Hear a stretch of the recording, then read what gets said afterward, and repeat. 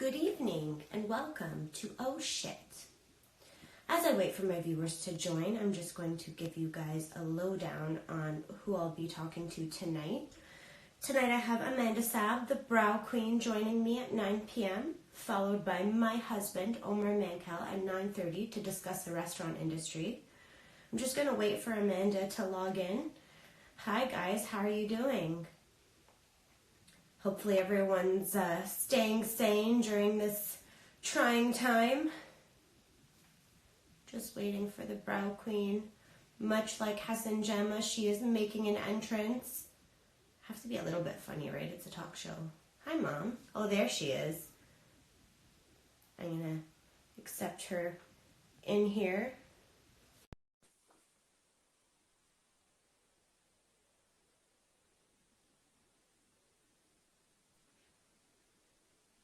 Hello, beautiful. Hey, How are you? I'm good. How are you? I'm good. I drew my eyebrows in for you. Thank you. I feel like it's It's only appropriate. okay. You look beautiful. How are you doing? I'm okay. I'm You're okay. okay. We all have good days and bad days, and today was my bad day. So, Amanda, you were telling me earlier you were at the hospital with your son. What happened?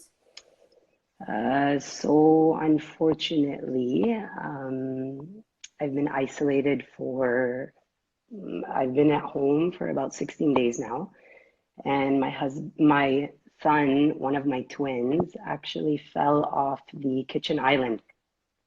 Okay. He fell off, hit his head, and I called 911. The paramedics came and we rushed straight to the hospital. Is he okay? Thank God. Thank God he's okay. It was just like a minor, they called it a minor concussion. Okay. Yeah, but it was quite scary, you know. I'm staying home, staying safe. I haven't worked in 16 days, and then the only safe place is our house, right? They're telling you to stay home, so which we are. And then here I have paramedics all dressed up, suited up, and they're coming in my house. Now, Amanda, what was going through your mind? Because I can't imagine as a mother, one, seeing your child fall to the ground and injure themselves, and then on top of that, no, you have to take them to the hospital in a time like this. Were you afraid to go to the hospital? Yeah, of course, right?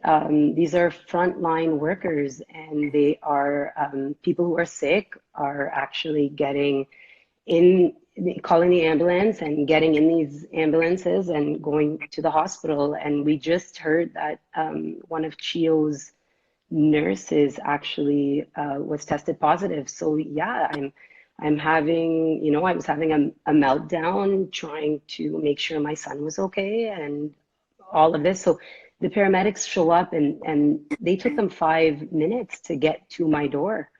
Um, they're asking me questions. So they got suited up. It took them 5 minutes to get here and then 5 minutes outside my door to suit up and get to my door. And they're screening me, like, have you been anywhere in 14 days? Have you been in contact? Have you traveled? And here I am, like, no, I have not traveled. I have not gone anywhere. Please just help me and my son make sure that we're okay. Anyways, thank God. God bless them all. At this point, I was like, okay, I'm going to screen them. Have you guys, have you come into contact with anybody with COVID? We actually just picked him up, got him in the ambulance, and went straight to the hospital. Now, Amanda, it's not just worried about COVID. Your boys are high risk because they have asthma. No, actually, Mateus, the one who fell, one of the twins, he has one kidney. One kidney. So one kidney, yeah. So he's a bit compromised. I'm unsure if that is one of the higher risks, but yeah. So I'm at home with 3 kids by myself. I don't even know who my daughter was talking to on FaceTime. And then I had like 2 or 3 people at my door in 5 to 10 minutes. Thankfully, I live close to my family. My brother-in-law showed up, and then when he showed up, as well. In my head, I'm thinking, has he isolated? He's coming into my house with two kids. Is he safe? You know? So he walks in, and at that point, you're not no longer thinking about anything but the safety of my son, right?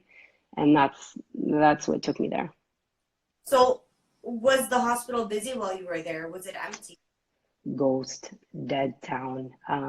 When I got there, they're screening me as I got there. So at my door, I have gloves and masks.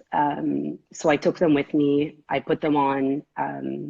When we got to the hospital, they asked me to remove my stuff, to put on new stuff, asked me the same questions. You know, I answered them, which I was glad to, right? Got in, but it was ghost town. There were nobody inside. They put me in a room, asked me a couple of questions, put me in another room, and then waited to see the doctor for about 3 hours.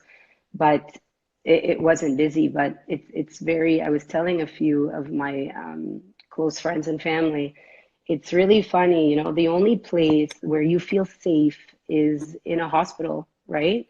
And then when you get there, you kind of feel unsafe, you know? So here you are in a room, and I'm like, okay, is somebody going to come in? And if they come in, have they been in contact with anybody who has COVID or anything like that, right?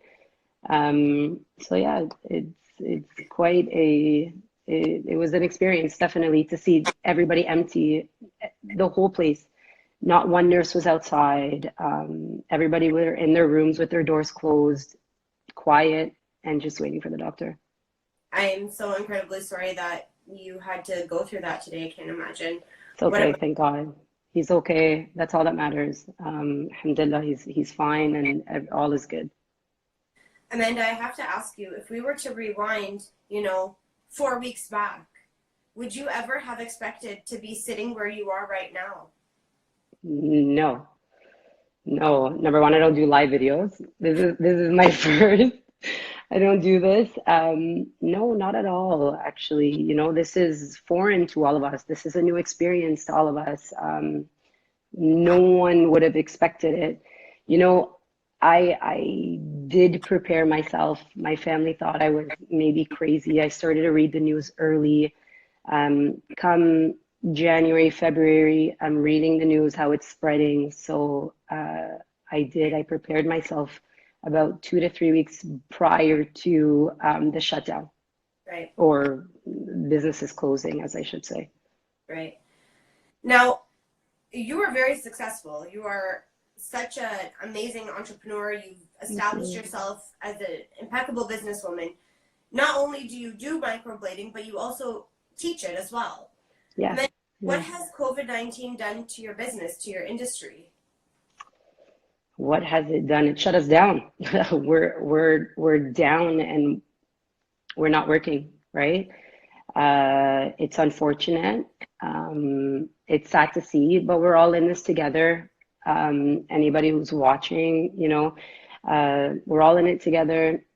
There is nothing that we can say or do to stop this other than to stay safe.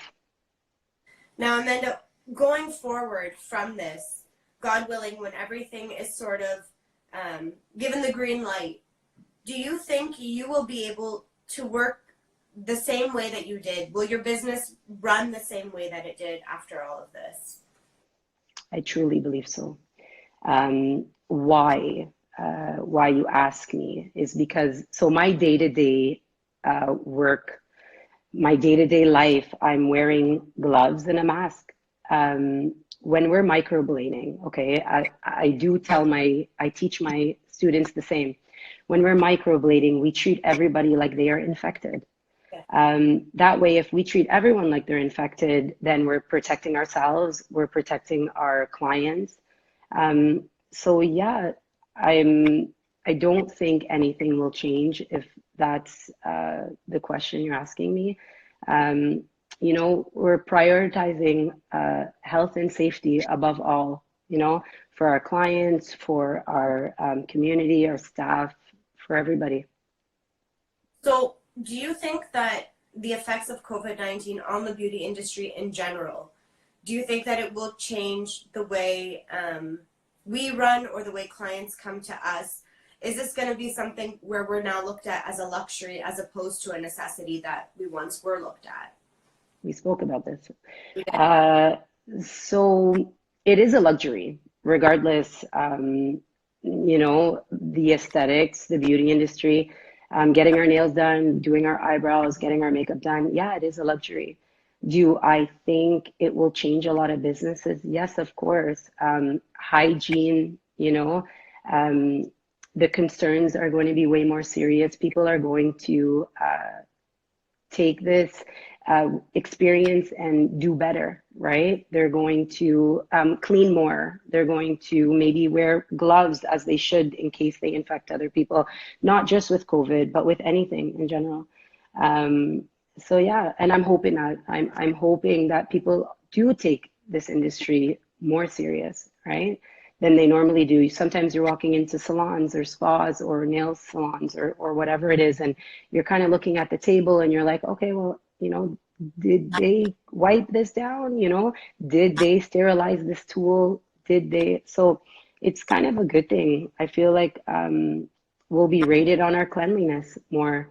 People will be on Google reviews and checking out how clean things are and checking out not just, the work, but how hygienic the salons are.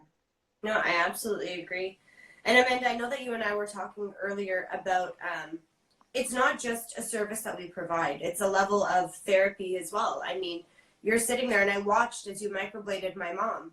And, you got to know her, a little bit about her as a I person. love her. I hope she's watching. She likely is. And you make those connections with your clients. Do you find yourself now missing that? Of course. So day to day, I have probably one of the, and you can vouch for it true, we are in the best industry possible. We're meeting clients day to day. We're hanging out with our clients. My clients have become my friends. I see them more. I talk to them more than some of my friends. So yes, I miss them so much. All my clients who are watching, I miss you guys. I miss the connection. I miss the gratification.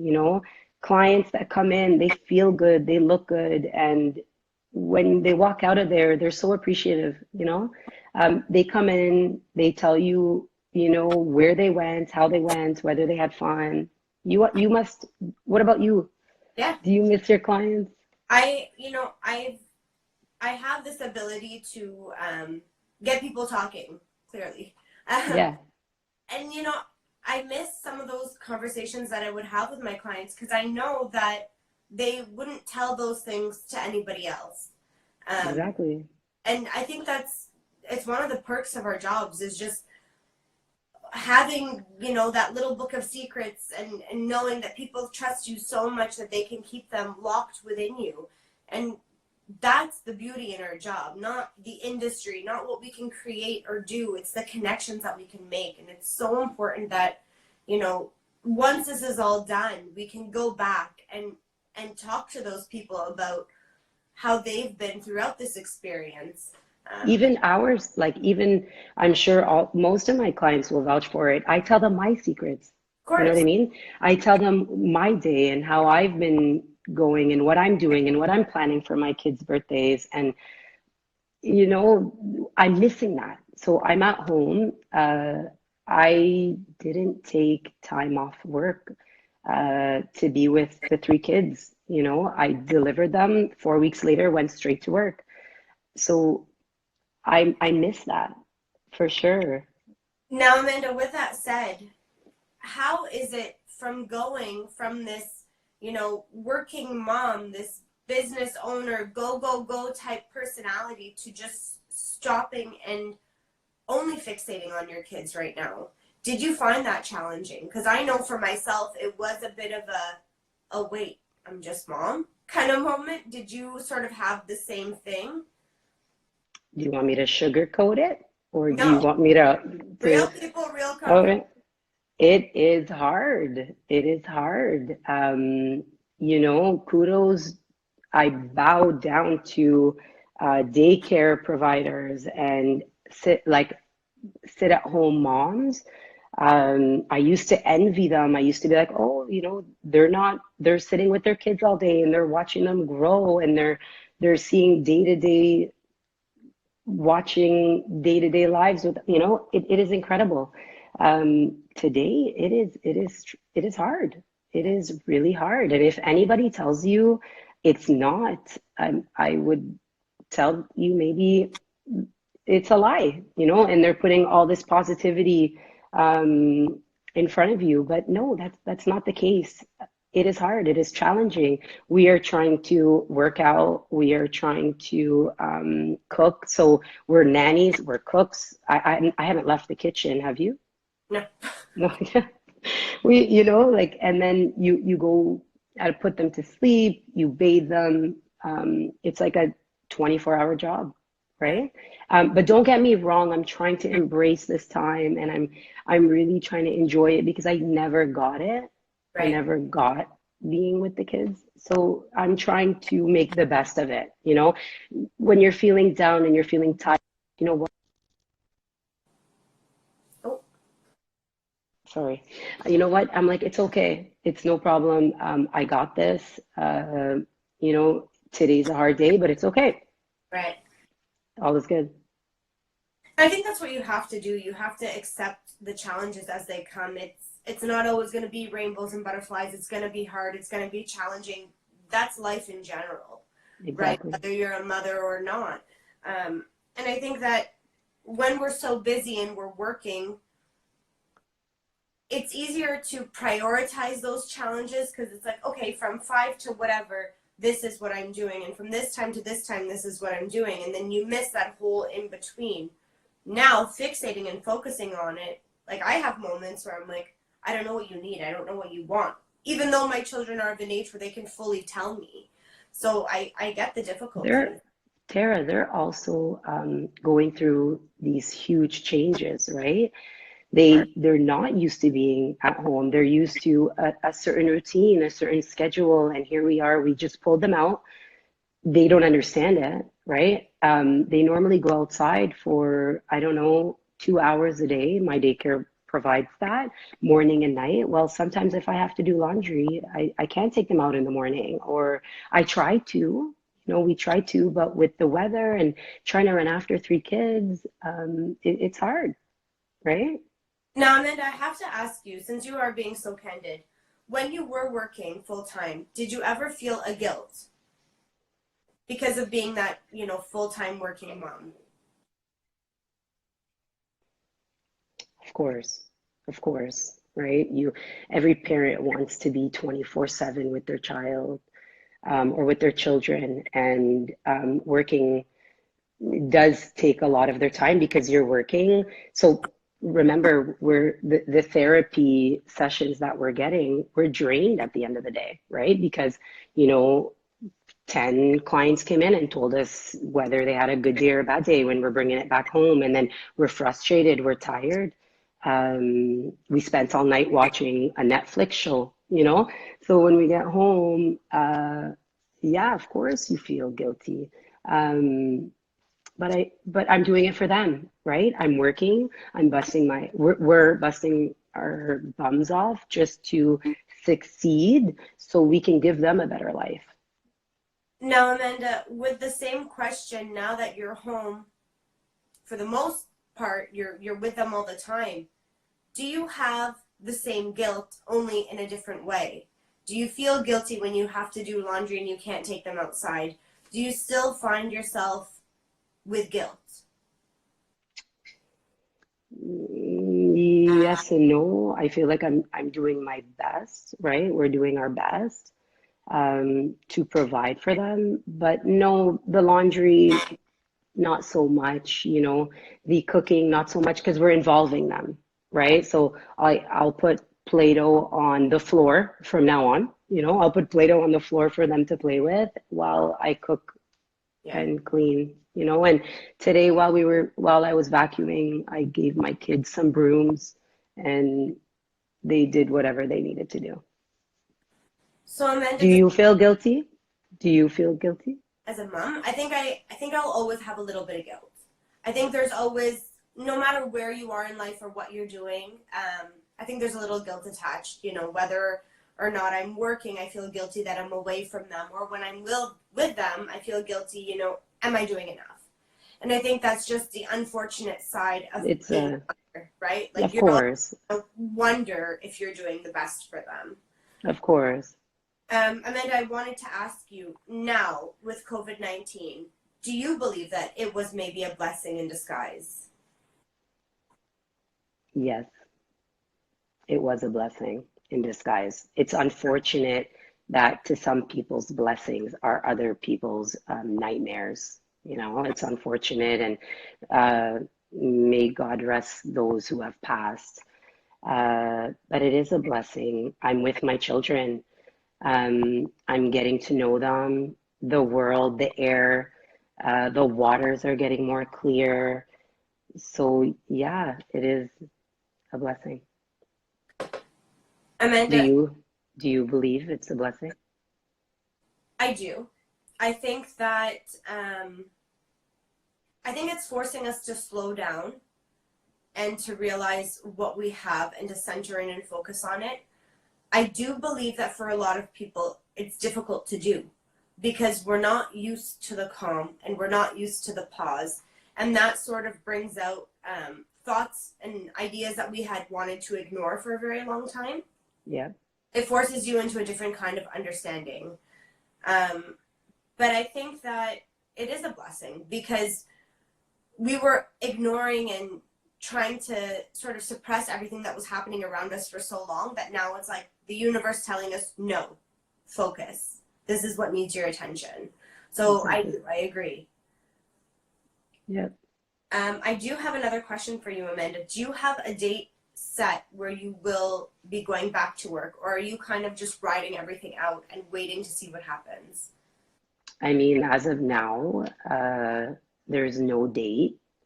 Um, I'm just gonna ride it out with the rest of the world, I guess, or the rest of the salon owners and all of us in business who are not working right now. Um, do I have a date? I'm hoping. I know maybe April is a little bit of a write-off at the moment, um, but I don't know. Let's hope. Let's hope it's the only thing we have right now. Let's hope for May, June, and let's see how it is. And you know, in my business, a lot of people are pre-booked. A lot of people pay deposits. A lot of people have come in for their first session and they need to come in for their second. Those who are watching with us today, who are still waiting on their second session, don't worry. Once all this kind of unfolds, I will get to you guys first before I will prioritize you guys, you know, of course, first before my new clients. So yeah, It's it's a challenging time, to, to think that everything is sort of up in the air. I think what's important for clients to remember is that your sole purpose is to make them feel satisfied, is to give them that confidence, make them feel beautiful. I don't think that you would ever leave anybody stranded, and I'm pretty sure no, clients know that. no, of And course. you are so creative and so talented with your creativity. Thank you. Are you missing, the art form of your job? For sure. I told my husband I'm about to microblade a bear. I'm about to, I don't know, I miss it so much, you know. But the time I have when the kids go to bed, I'm practicing some techniques. You know what I mean? I don't wanna lose some techniques. I'm the free time that I do have, if I do, I'm watching either King Tiger, or I'm watching like anything that has to do with microblading and learning techniques, you know? It's amazing. I know a lot of people, I'm just reading Najal's comments about Nat's sense of humor. I'm not sure what they're talking about. Um, I'm sure it was Manny. I'm almost 100% sure it was Manny. Amanda, now Yeah. that I have you, is there anything you would like to say to all of your viewers before I let you go? What do I have to say? shut the news off. Yeah. Shut the news off. I was having, once this all started, I tuned in. I tuned in daily. Um, Shut it off. It's not good for us, right? It was, I don't suffer from anxiety. I never have, unfortunately. I did, and I feel for those who have suffered anxiety. It is tough. It is tough. What we're watching, I felt like I was glued to the TV. I felt like when my kids wanted something, I was like, wait, wait, wait, not right now. Like, please let me talk. Let me listen. Let me, shut it off. Yeah. Find your zen. Yeah. To those who are struggling, find your zen, whether it's prayer, whether it's meditation, whether it's exercise, music, whatever. I tune into Chris Brown. When I'm feeling low and down, I tune in. Whatever it is that people need to do just to let this unfold. We don't know when it is. We don't know when it's going to end. You know, find peace within yourself. Yeah. Help other people. Help other people. I agree. I agree. And Amanda, I respect and admire you for so many Thanks, things. babe. For first and foremost sharing that story about your son, because I know that you are not someone who likes to be that open normally, and you've never really been this live before, so I honestly, I appreciate it. And I also wanted to thank you for convincing my husband to Omar. I'm gonna let you go, Amanda, as I welcome Omar in, but I love and respect you, and I can't wait you. to get these bushy brows done when the time is right. When the time is right, I'm all in, right? We'll see you soon, Amanda. Take care. Bye. Guys, that was Amanda Saab from Savvy's Microblading. Savvy's Boutique, sorry. I will include her Instagram handle after the show with Omar. I'm just going to welcome him in. If I can. Apparently I can't. Oh, that's so awkward. As you can see, I had to move my storage closet into my salon. That's how life's going right now. Omar, turn your camera around, sweetie. There you go. Hey, how are you, bunch? Good, how are you? Not too bad. Now, Omar, you're a man of many accomplishments. Not only are you an engineer and a restaurant business owner, you also have an amazingly beautiful and talented wife, two gorgeous kids. Omar, what has happened to your restaurant during COVID-19? Well, we shut her down for a bit. We closed the doors. Okay. For now. And I have to ask, why did you guys choose to do so? I felt it was inevitably coming in a matter of days. I know will always be considered essential because we serve food. So I knew takeout was still an option, but actually the day before we had a call from a nurse from public health, and they just wanted to know one of my servers' phone number and how to get in touch with her. Wouldn't tell me why or anything, so they just gave me a date and time, a general area where they sat in, and I had to figure it out. I did. I let them know. Anyways, they call her and say, you served someone that was tested positive for COVID, and you need to go into self-isolation for 14 days. Yeah, and that was pretty much it. They said there was no danger to anyone else or the restaurant, but it was enough to sort of rattle you into saying, like, enough is enough.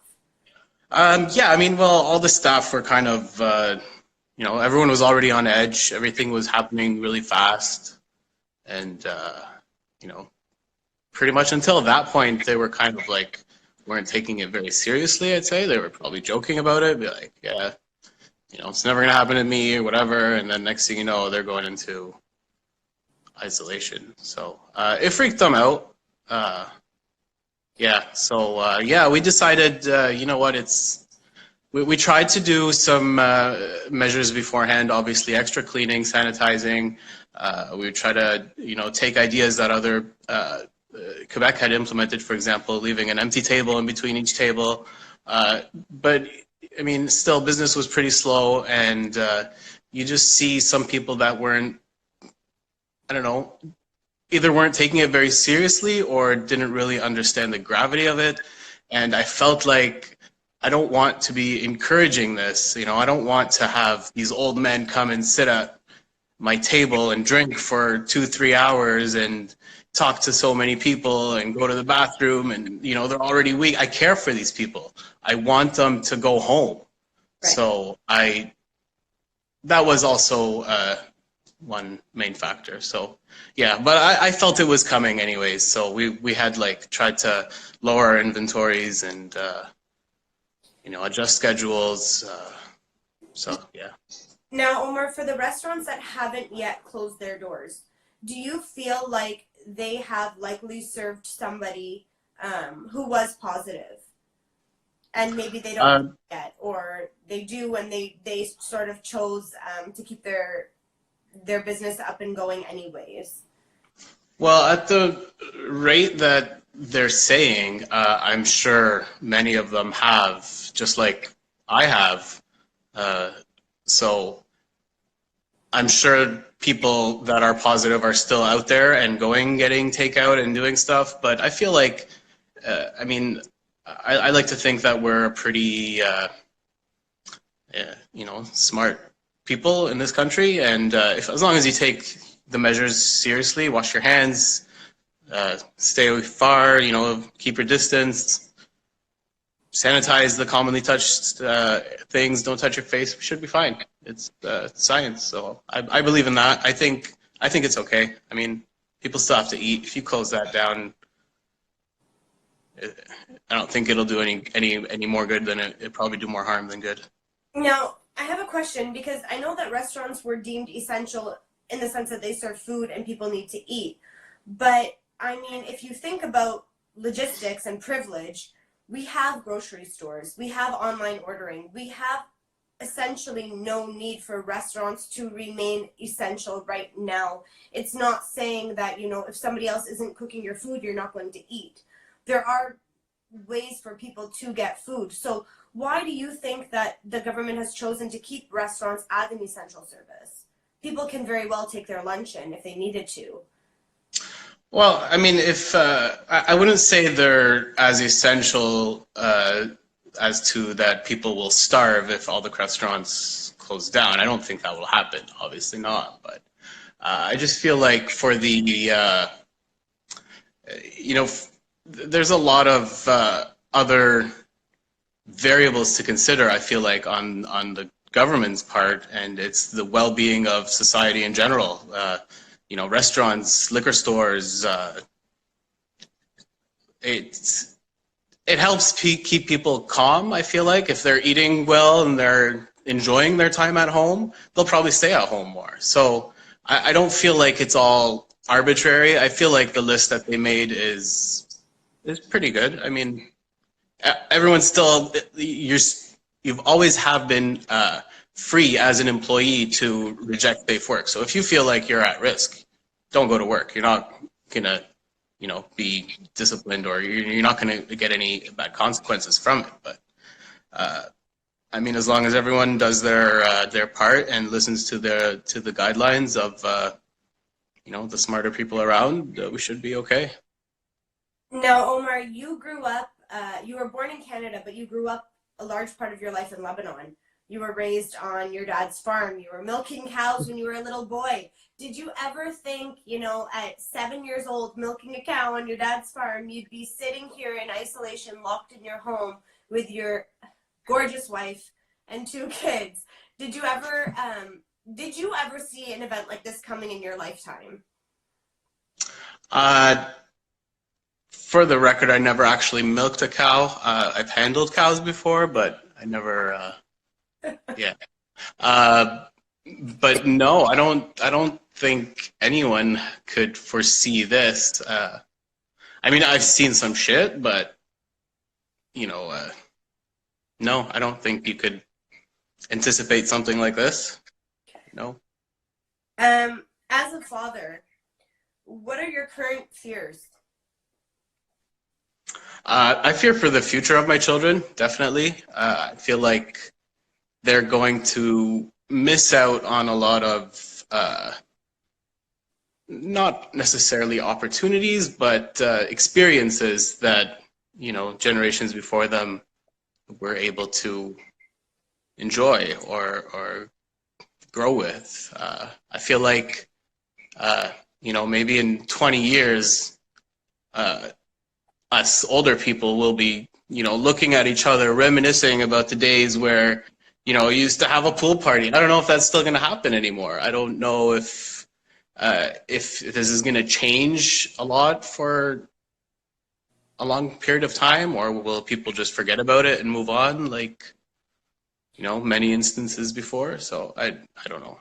Do you think you will ever be able to hug your mom again? To I do those I hope, types of of course, I hope so, for sure. I think so, yeah. I mean, I think we'll be okay. I don't consider myself really an optimist, but I think we'll be okay. I think this will pass. Omar Michael, I have another question for you. Has this Mhm. entire experience brought on any type of anxiety or low points that you felt since having to do things like close your business down, or just be forced into being home, forced into being more present in the moment? Has it had any negative impact on you? I think it's had a lot of negative impact on everyone, but I'm sure it's also had positives on everyone as well too. I am fine with. I am a homebody. I'm fine with that. I do miss, you know, going to work, having a purpose. You know, seeing random people. But no, I'm just making the best of it with the kids. I really don't pay attention to anything else. I just try to, you know, be with them, live with them. I just play with them, and that's how time passes until they go to sleep, and then I'm updated on all the news and the live videos, and yeah. So I mean, we're trying to keep it as normal for kids, obviously, as you know, but yeah, it's hard. It's not easy, but I'm okay. Omar, do you believe there's any conspiracy attached to COVID-19? There it is. I knew that one was coming. So I was wondering what questions you had for me, but that one I knew. No, I don't. I don't know. I've heard a lot of them. Personally, I don't think I believe any of them. I feel like it's just nature's way of, you know, rebalancing itself. Maybe we've done a lot to this planet over centuries, and lately it's been a lot. So a lot is happening in return. Many people attribute those to weapons, like earthquakes can be manufactured, or tornadoes, and 5G, and bio, biological warfare is there. I mean, this does have similarities, as I've heard. So I've heard to some other biological weapons. So I'm not as naive to think that it's not possible, but I just personally don't feel like it's man-made. I feel like it's just you know, trying to shift back into equilibrium. Right. Omar, do you think that when you do go back to work and everything, life sort of resumes its way as normal, quote unquote, your restaurant will still be running and conducting in the way that it did before? Or do you think you will have to leave a gap between chairs? Do you think people will feel comfortable coming when it's very busy? How do you think it's going to change in that respect? Well, I think it's going to take time for everything to go back to completely normal. I mean, I don't think this outbreak has even peaked yet, so I don't expect it to just go away and in a couple of months be back to normal. I don't think so. It's going to take a while. There will be uh, like peaks and lows and more peaks and waves of it. I don't know when restaurants will be even allowed to open for dine-in, the next time. But at first, I think they were planning for like a 14 days, but that's pretty much tomorrow or after tomorrow. So I don't think that's changing anytime soon. I think this thing is going to last probably a bit longer than what everyone initially thought, and that's kind of what I would like to see more of a timeline, I guess, from the officials, from the scientists. Even though I know it can't be accurate, but a best estimate would probably put people at ease. I feel like if they had a timeline to look forward to, and if they had to change that, then people wouldn't be like so worried again. They would understand as the situation progresses. But yeah, I feel like maybe dates would probably be good for people's morale. Speaking of the people and their morale and their mental health, what do you think this is going to do for a lot of people coming out of this? I know you're witnessing your wife go absolutely batshit crazy. So what do you think this is going to do for everybody else? I don't know. I mean, I think people have a short memory, so I think once it all fizzles away and in a couple of years from now, it'll probably just be something to remember 2020 by. I don't know. I don't think it's the end of the world. I don't think it's gonna. Obviously, a lot of people have suffered, and my heart goes out to them and people that have lost their lives. But for most of the population, I don't know. I think we'll be okay. Now, Omar, I have one last question for you because I've been asking everybody sort of something along these lines. And I know that growing up, you were in a boarding school for like a religious boarding school. Now, as an adult, sitting where you are, do you believe that...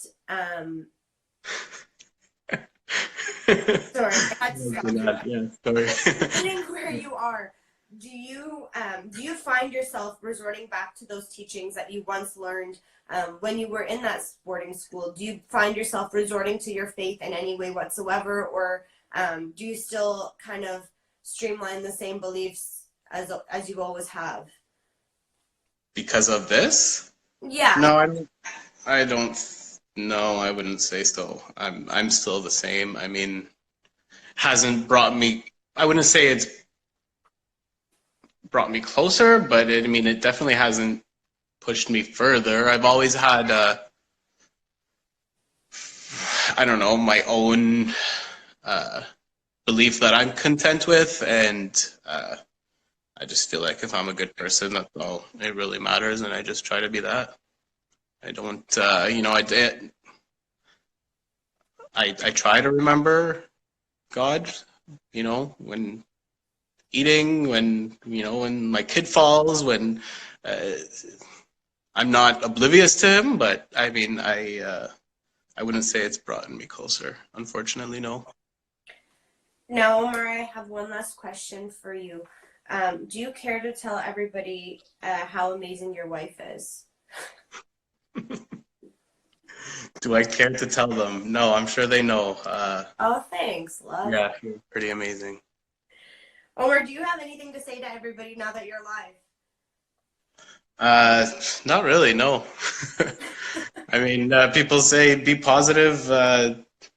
Yeah, try that. I mean, whatever works for you, whatever gets you through.